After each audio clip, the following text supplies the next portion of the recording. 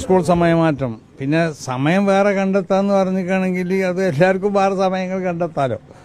പിന്നെ നമ്മൾ സമയം കണ്ടെത്താന്ന് പറഞ്ഞാൽ ആകെ 24 മണിക്കൂറുള്ളൂ.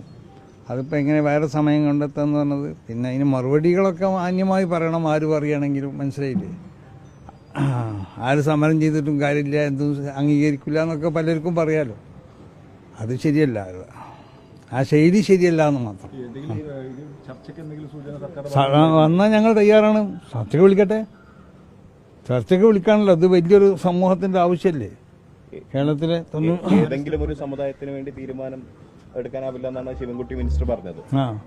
സമുദായങ്ങളെ കാര്യങ്ങളൊക്കെ നോക്കാൻ തന്നെയല്ലേ ഇവിടെ മന്ത്രിസഭ എന്നൊക്കെ പറയണത്, ഭരണം എന്നൊക്കെ പറഞ്ഞത്. സമുദായങ്ങളല്ലേ വോട്ടും ചെയ്യണത്.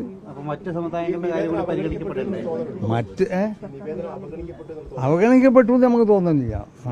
പക്ഷേ മന്ത്രിയുടെ മറുപടി, മന്ത്രിനെ നമ്മൾ മുഖ്യമന്ത്രിക്കാണ് ഞങ്ങൾ നിവേദനം കൊടുത്തിട്ടുണ്ട്. അയാളാണ് പറയേണ്ടത്. മന്ത്രി പറയേണ്ട ആവശ്യമില്ല. മന്ത്രി പറയട്ടെ, പറയാതിരിക്കട്ടെ.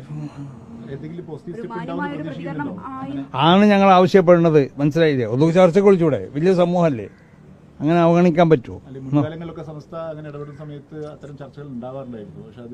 അല്ല, അത് ഞങ്ങൾക്കറിയില്ല. ഞങ്ങളോട് ചോദിച്ചിട്ട് അവരോടല്ലേ ചോദിക്കേണ്ടത്.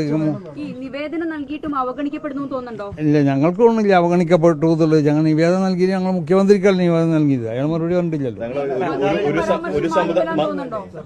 ചർച്ചയ്ക്ക് അയാൾ പഠിച്ചല്ലോ, അയാൾ പോയേ.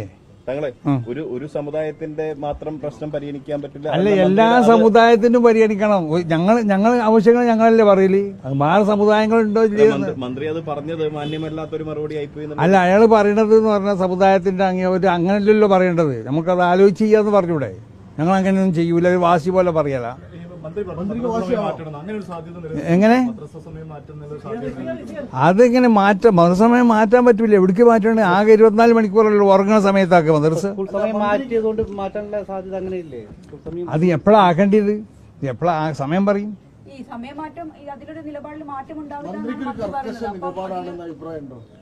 അല്ല, അത് നമുക്ക് പറയില്ല. അയാളെ പ്രതികരണങ്ങൾ എങ്ങനെ അയാളെന്ത് പ്രതികരിച്ചു? തീർച്ചയായിട്ടും മാറ്റൂല എന്നാണ്. അല്ല, അത് ചിലപ്പോൾ ഉണ്ടാവാം. അത് മനുഷ്യരല്ലേ, ഉണ്ടാവാൻ പാടില്ലാതെ നമ്മൾ പറയണത്.